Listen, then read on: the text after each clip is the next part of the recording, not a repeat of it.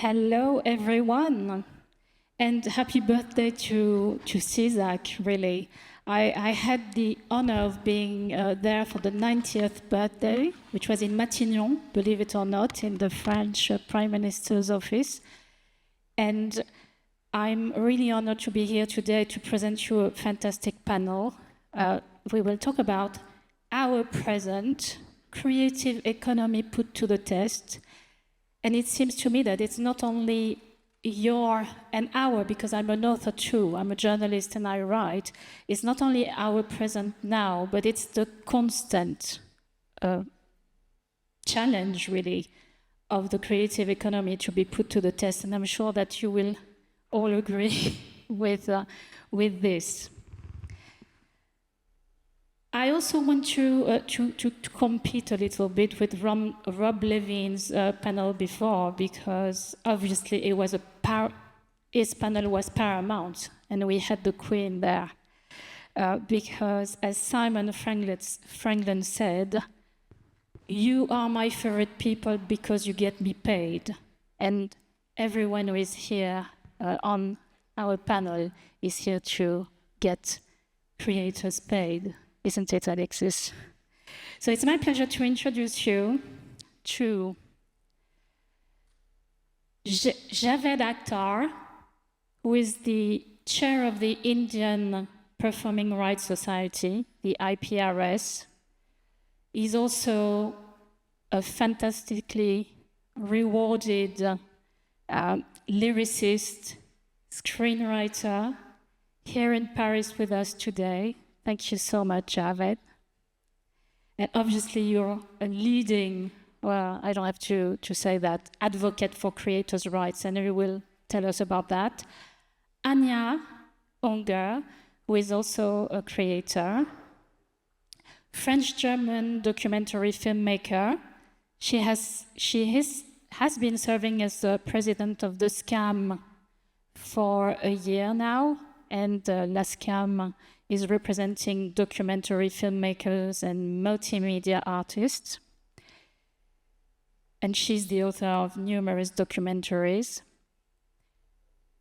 Annette Barrett, who's just here near Anja, president of the International Music Publishers Forum that she contributed to create, and famed managing director of Reservoir Media UK. She has been working with creators at the center of her work, and she will tell us about that. Alexis, Lanternier, who comes from the tech side and has been CEO of Deezer, the French streaming music platform that I don't have to introduce, really, and one of Europe's leading music platform, and Cristina Perpiñá, who is the Director General of SGAE and knows CISAC very well because she also worked for CISAC for a few years. So we'll try to talk obviously a lot about the work of CISAC. The first question I wanted to ask to Javed. Javed, the first question will be for you, because I decided to ask the first questions to the two creators that we have here today, who are rights advocates. You are a multi-dimensional creator. You are very busy creating, but you decided to take a slice of your life to defend authors' rights. Why did you do it? How, and do you manage to still have creative time? Well, I think you always have time for something which you really want to do.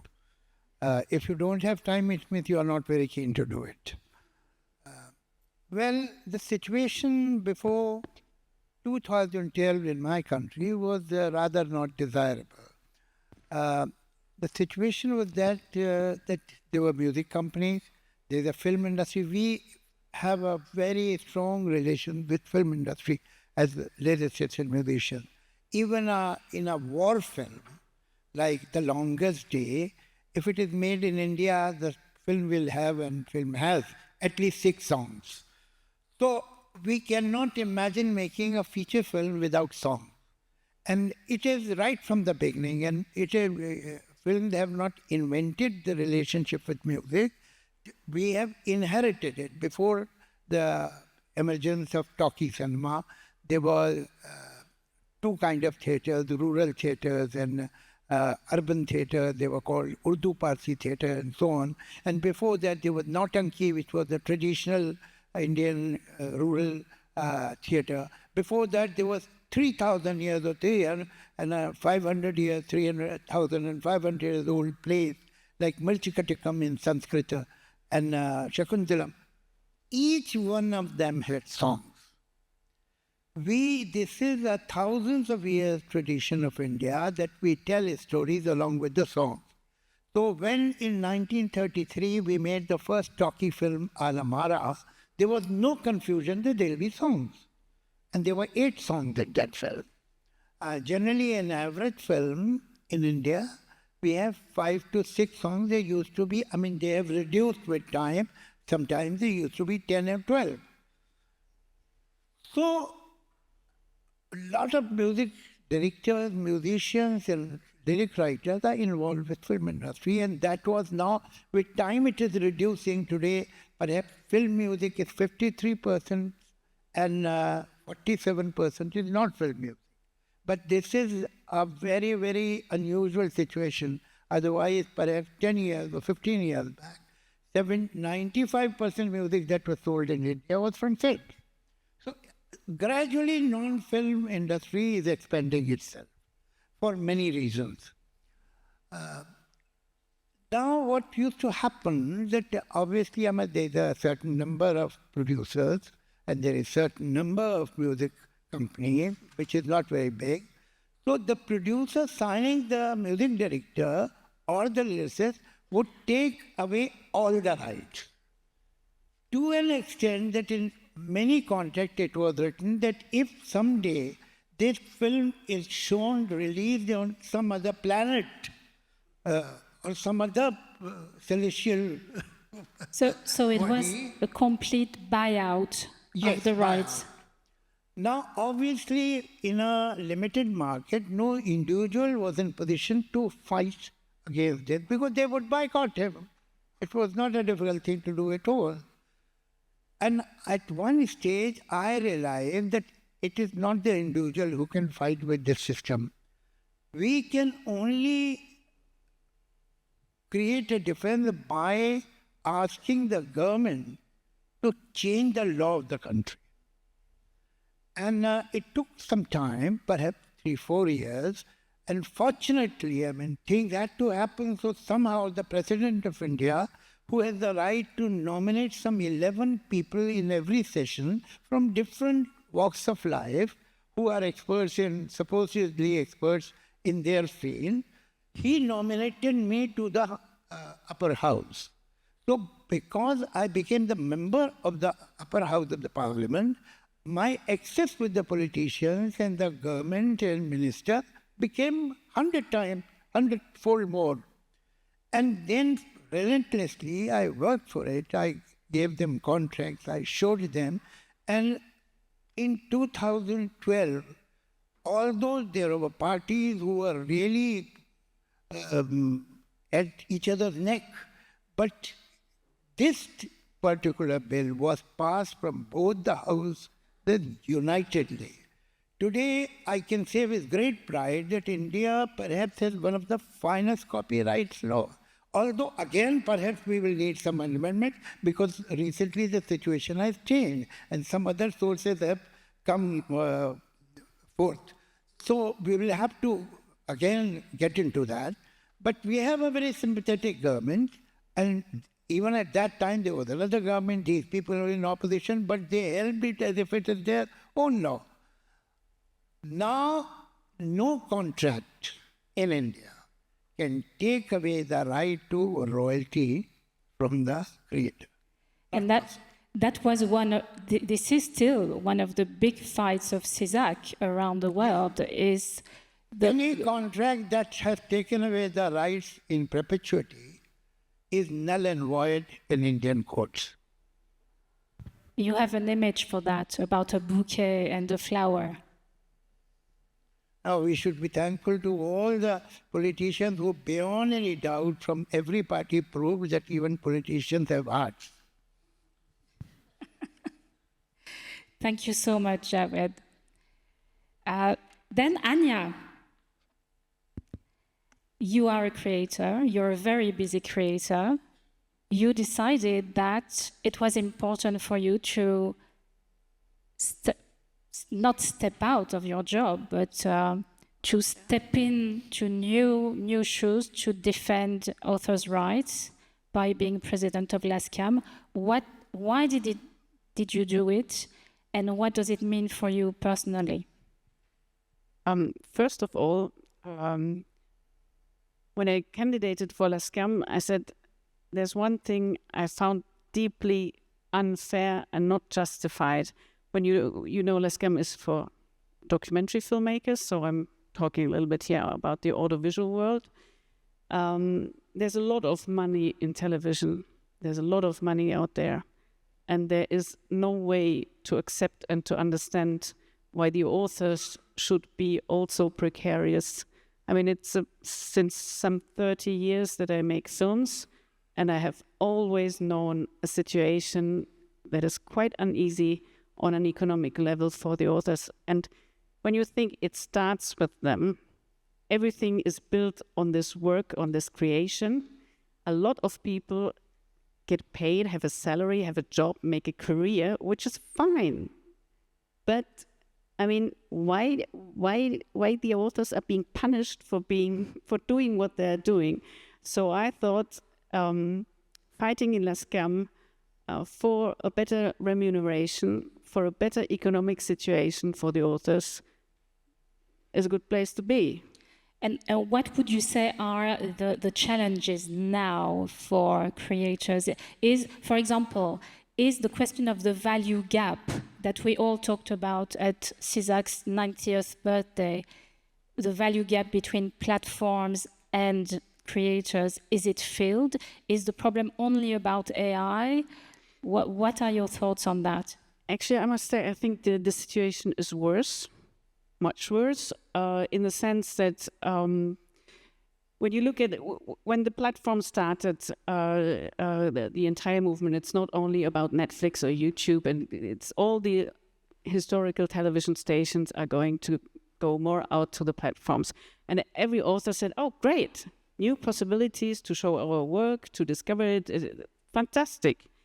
But at the same time, I think everybody thought, oh, the cake where we get paid from will grow with the more meals to show our works. But the cake did not grow. So meaning we have to cut it into more little pieces, and every author ends up in the end with a tiny piece of cake.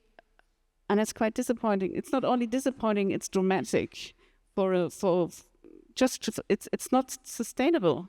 And I think we have to put back the author in the center of our considerations to see if the author doesn't survive, well, the entire building will crumble down at some point. Well, that enables me to ask the next question to Annette. Annette, you as a publisher, you write in a more discreet role in the music industry, but you always put the creator at the center of your work, and you represent unbelievable creators, really. What would you say would be how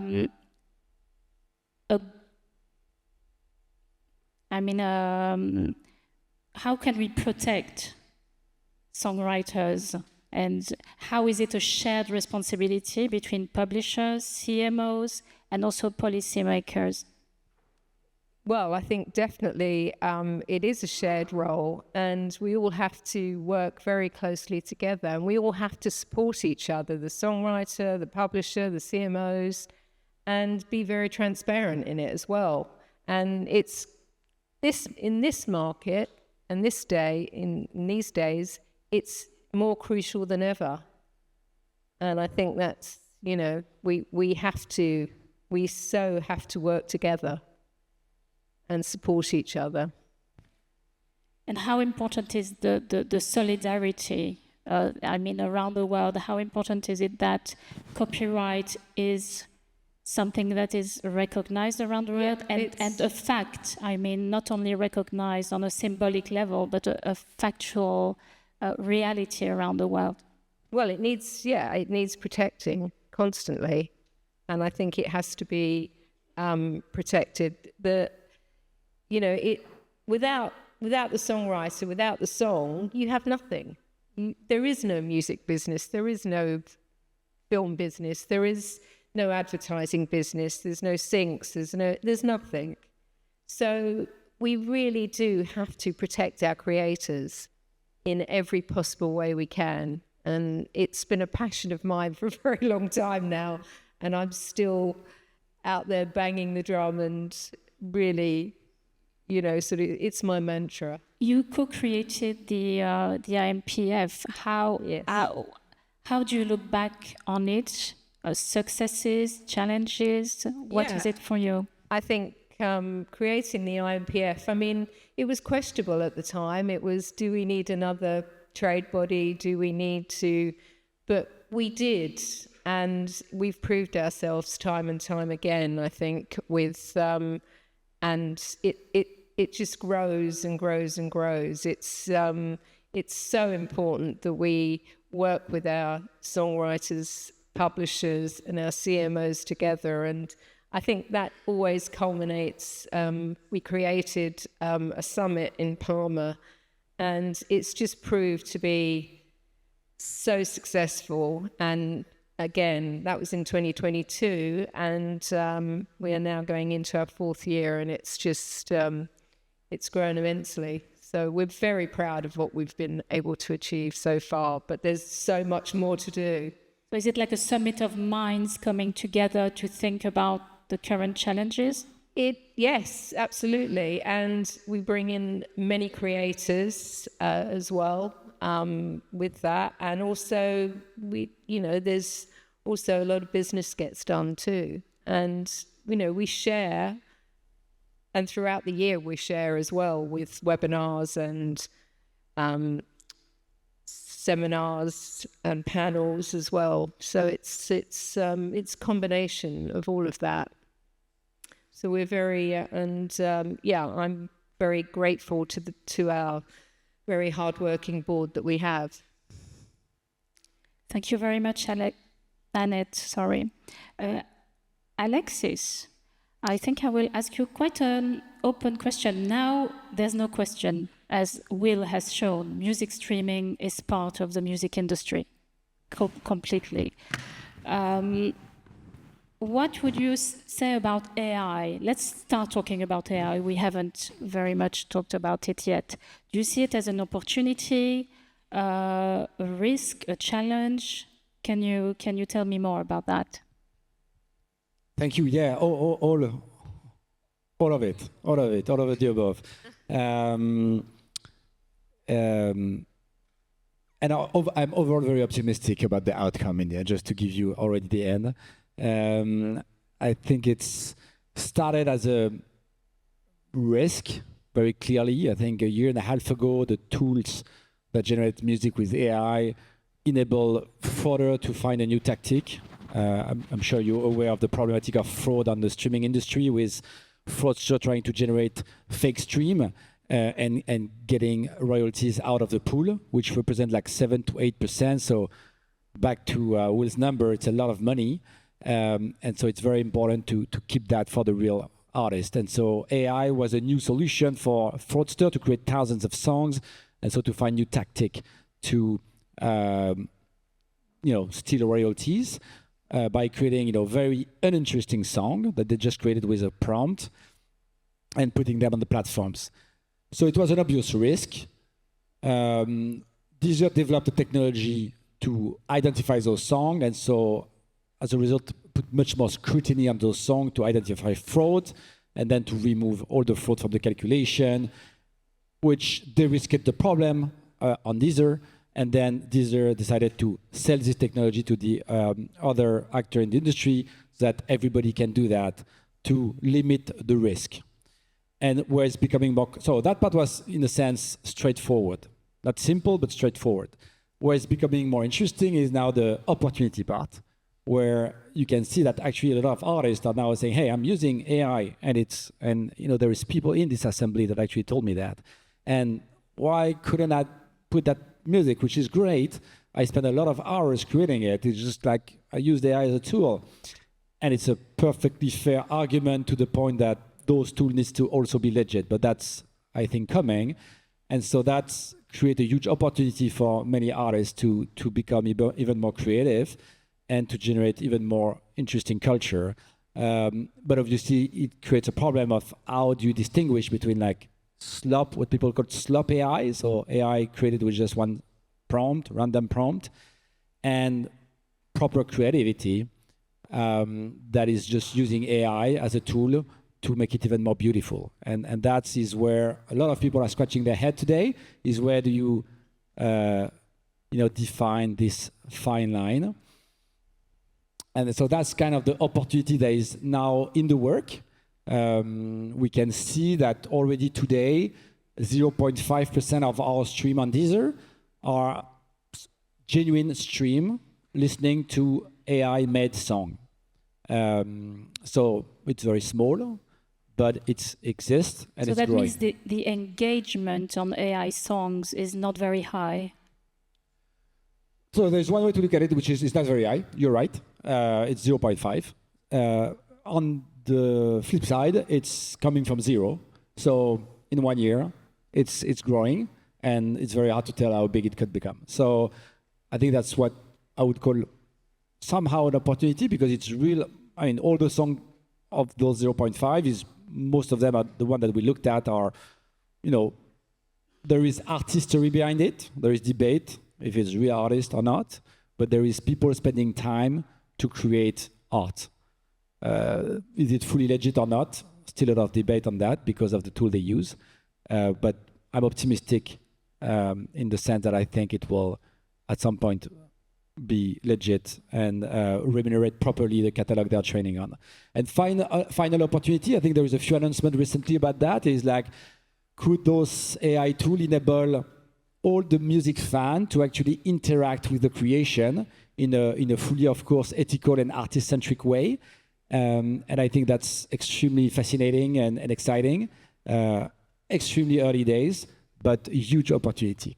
But then that's with the authorization of the artist. It's understood that it's going that way, or it seems to take the right direction. There is some different player doing some different things, but I think the overall direction that we see right now is that everybody's aligned that an artist should be asked if they are okay to have their music modified or their likeness being used. And so I think there is a good consensus, and it's going that way. Then, of course, a lot of things needs to happen, a lot of agreement, a lot of fine details need to be agreed upon. But again, I'm extremely optimistic. I think the space is moving fast. There is an appetite from all the players, and so I think it's going to be fun. And also, one of the things with Deezer, from what I gather, is that you are also conducting a lot of research and experiments in connection with collective management organizations. Can you tell us more about that? Yes, so back to the initial stage of detecting the AI song. Deezer was the first company to talk about that, the first streaming company to talk about that openly, to share the numbers. So we have now 44% of the songs that are uploaded every day on our catalog that are 100% AI, which is 75,000 per day. So it's a lot. So obviously it sparks some interest. And some of you are interested to know, especially when you get song registered, if they are AI generated. So that's something that we can provide. And the SACEM that we have here has been nice enough to accept to work with us on that. We also have Booma and EGI that is working with us on that, and happy to discuss if that's of interest for any of you. Thank you so much, Alexis. Cristina, because you are representing the CMOs, actually, I wanted to ask you about what you see as your main current challenge. Is it AI? Is it still the value gap? Are there other questions like private copying as well in the picture? What are your views on that? Well, I think clearly AI is a huge issue right now. But I remember when I went to work at CISAC, this was 2019, and the copyright directive was getting approved. The only conversation was around Article 17. I mean, that was not the only, but that was the biggest threat, was Article 17. And nobody saw Article 3 and 4. Nobody, at least we were discussing the transfer of value, the need for the YouTubes and the social media to have to be responsible and to pay and to be able to give reasonable, have a reasonable negotiation with them. But nobody looked at Article 4. I think nobody even thought that was what was going on with that. It was something, at least I didn't even look at that. Sky also administers audiovisual works. So I think the main concerns were Article 17, the transfer of value, and trying to secure an unwaivable remuneration right for directors and screenwriters, and the buyouts. Those were like the three big issues. Buyouts, the fact that we were already starting to see buyouts for music, which was something completely unseen in Europe, and that's what we were focusing on. And slowly we started to talk about AI, and now it's obviously been talking about AI all day. AI is probably right now the biggest issue, but it's not like the other issues have been solved. They have not been solved. So what about in Spain, about buyout, for example? Are there solutions? Well, Spain has a peculiar situation with respect to buyout because there's a mandatory collective administration remuneration right for all the contributions to audiovisual work. So directors, screenwriters, and composers have a remuneration right, even if they assign the rights to the producer. So it's a different system compared to the majority of the European countries. But going back to AI, in Spain, there was actually one of the first countries that tried to do something regarding AI. So almost 2 years ago, maybe not that much, we had a draft decree, which it wasn't marvelous, but it at least it tried to provide some clarity with respect to, I would say, two things. First, that the TDM exception was not applicable to generative AI, that it did not pass the three-step test. That was one thing which was clearly said in the recitals of this decree. And then the other thing, it only affected the input licensing part. It specified that you had to get a license, and it introduced a model which maybe was not the best model, or it's not been supported by everybody, but it clarified you need to get a license, and it introduced an extended collective licensing scheme with an opt-out mechanism, which was something which, at least in Spain, it was, then there were issues because it was not correctly explained, and it got a lot of controversy in the public. But it was like a first message, very clear message to say you need to get a license, and the TDM exception is not applicable to these types of AI services. Which is still a question at the European level now, because the VOS, the very famous VOS report, talks specifically about that issue. How can regulators help in that regard now? Because there's still a lot to do. Because from what I understand, even in Spain, if you had the decree, there were no licenses signed, or very few. Well, actually, the decree was not approved because there was such a hostile reaction from many rights holders. One of the things which we saw was, first, it was not correctly explained, but there was also like a perception that AI is a complete threat and we should ban it. I mean, that it should be forbidden, which, of course, that's something completely ridiculous.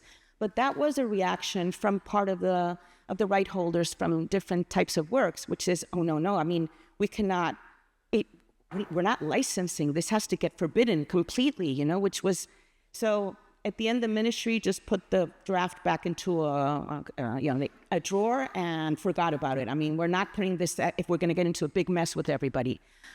But, so the AI situation has not been at all solved. I mean, we're looking at the French Yes, it was my next question to you, actually. How hopeful are you that France will be able to adopt that law on the presumption of use of protected works by AIs? Well, I think SAFM and SACD and I should answer that question. Yes, you must know this. There's this draft law called DARCOS. It has been voted unanimité, yes, it's so the DARCOS law. No, DARCOS is the I name can't explain the DARCOS law, but of the it senator. was voted all together. Like 100% of the senators said yes, we want this law. It means that it will change the burden of proof. Instead of having the authors to say, hey, you used my work to train AI on it, it's now the tech company who has to prove that they did not use your work, which makes a huge difference because obviously, I mean, it's absurd enough to explain it, but how can the author possibly prove that his work was used, whereas they are having all the access to the data? So it's quite exceptional to know that they vote as one. Then it now has to go to the National Assembly, the Parliament. One first good step is that the Commission for Culture voted it too, but it is a draft law that has not the support of the government, which puts us in a very difficult situation. Also, the Parliament has very difficult majority. There is none. So we will discover what's going to happen.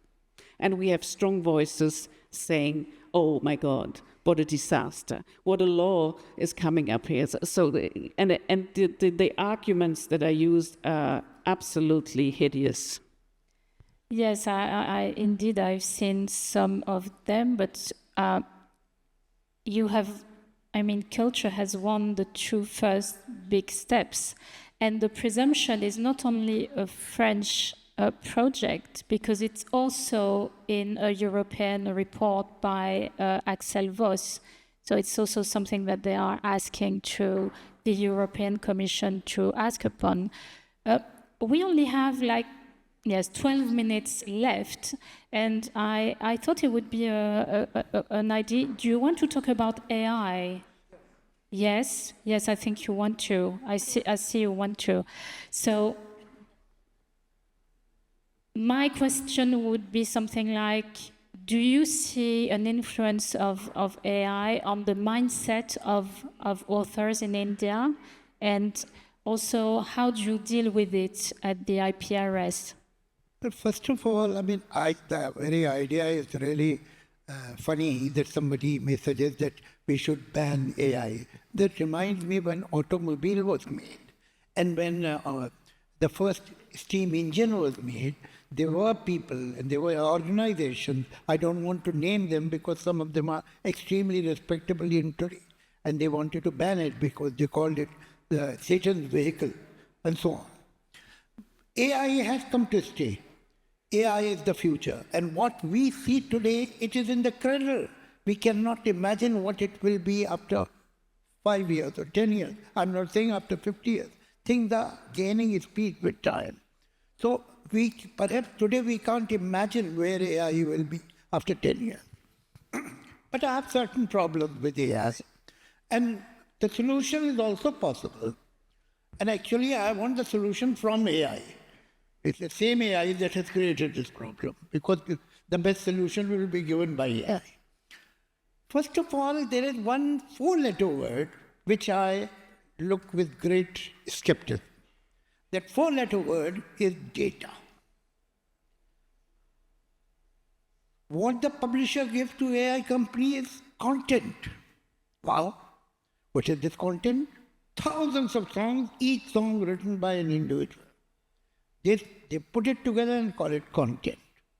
That is the first burial of individual credit and individual celebration.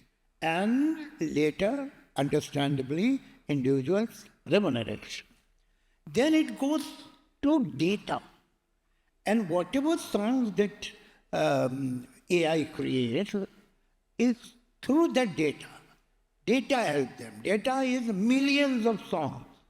But obviously, if somebody asks you to write a romantic song, the data will not trace the patriotic songs and nationalistic songs. It will go to romantic songs. And take something from here, something from there. Somebody has said very aptly that if you take from one source, it is plagiarism. If you take from 10 sources, then it is not plagiarism, it is research. So AI is doing this research, taking something or the other from different sources without giving credit to those sources. I think only AI can do this, that when a song is made through AI's so-called data, it should report to what percentage it took from which song, where from where, which note was taken from where, which word was taken from where. And accordingly, they can go into the percentage. They are so scientific. The money should be paid those people. Data becomes faceless. This is not done. This is not right. This is not fair. What do you hope from the next 10, 15 years from CISAC on that front? And how important is it that this becomes, or that it is an international conversation? I'll give you one historical fact. I mean, congratulations to all of you that 100 years ago CISAC was made. Thank you for that, whoever did that. But something very important also had happened 100 years ago. In 1926, there was a convention for motor traffic laws. In 1926, exactly in the same year when CISAC was made. And they decided on vehicle registration. The law of vehicle registration came, driving license, and the international signs of traffic. Do you know where it happened? In 1926, in Paris.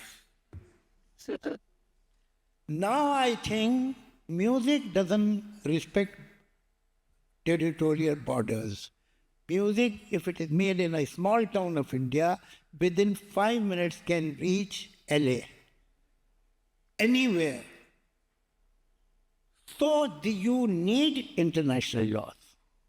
And international laws should not be artificial intelligence. No. If there is a choice between artificial intelligence and natural stupidity, then I'm on the side of artificial intelligence. But at the same time, artificial intelligence should be fair.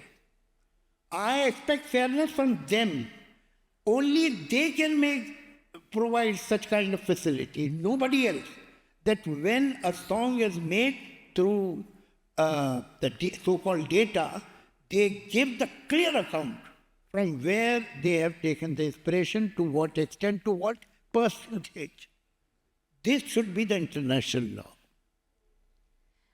Perhaps before you, Anja, I wanted to ask Alexis, what do you ask or not ask to regulators today as a CEO of these? What do you need? Do you feel you need your rules or not? Yes, I know. They are watching you. We're listening closely. All right. I'll watch I know my you. words. I know you like sport, and you so can let's stay fight. around probably the topic of AI, because then if we go beyond that, we may have some controversy around that. No, I think I overall support the Javed on the position, which is, AI is the future. There is a lot of opportunities. There is risk. I don't think it's major. I think it's manageable. A simple thing and straightforward thing that needs to happen is that when you create value with AI and you train on other people's work, you need to find a way to remunerate that. That was for you, Cecile. Now, on... Should I talk quickly? No, honestly, I think that's happening, but I think it probably needs a little bit of push from regulation to make it happen for real. Apparently it does.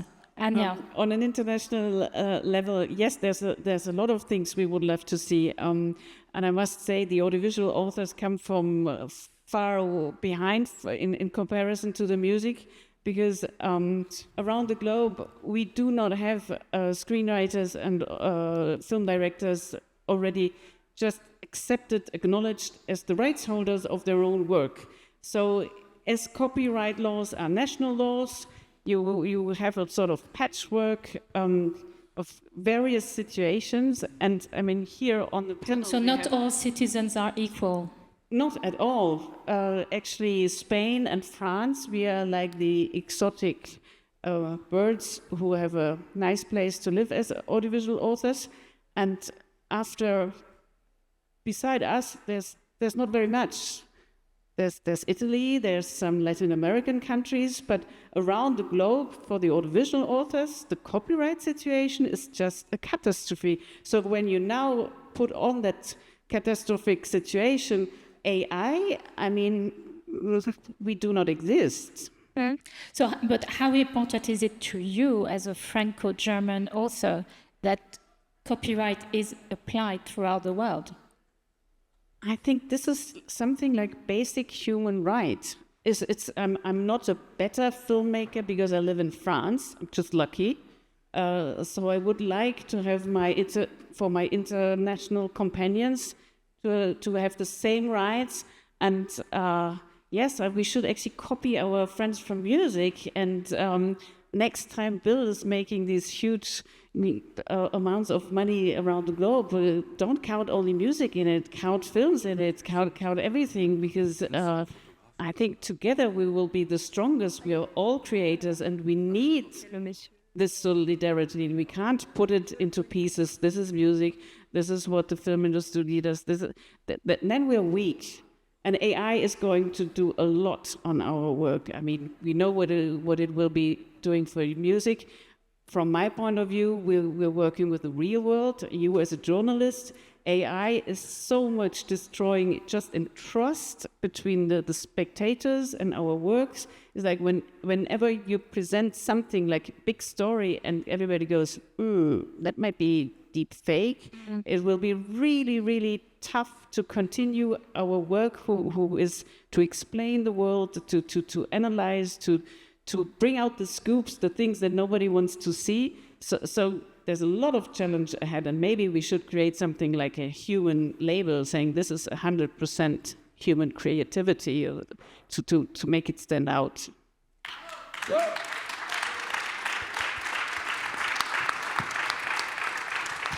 There's only 1 minute left, and I'll request you to give it to me. In all fairness, it should end on a writer. You see, I am at the moment not afraid of AI-generated songs at all, because AI doesn't have a subconscious. I have a subconscious, and when I work, my subconscious helps me. AI only has a conscious mind called data, and that is also second-hand. Besides that, AI did not lose his mother when he was 8 years old. AI has not been rejected by the partner for somebody good-looking, better-looking, or richer. AI was not humiliated by the relatives in his bad times, so they can't compete with us.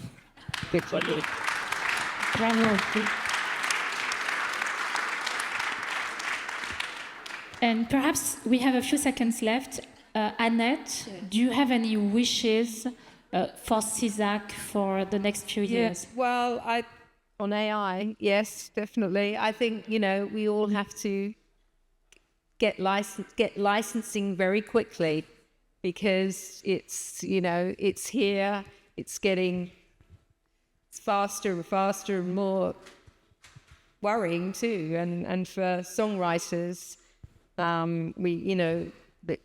they're using it, training on it, using all the work so we really do need to speed up, I think. So, and we all do need to work together and support each other, songwriters, publishers, CMOs, really, and transparency is the big thing. No more time for Q&A? No, that's the end. Annette, C'est la fin. you gave me the opportunity for my just closing sentence, which is not from me.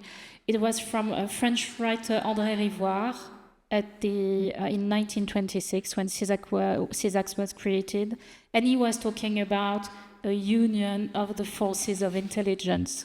There you go. Well, thank you so much. Thank you to the panel.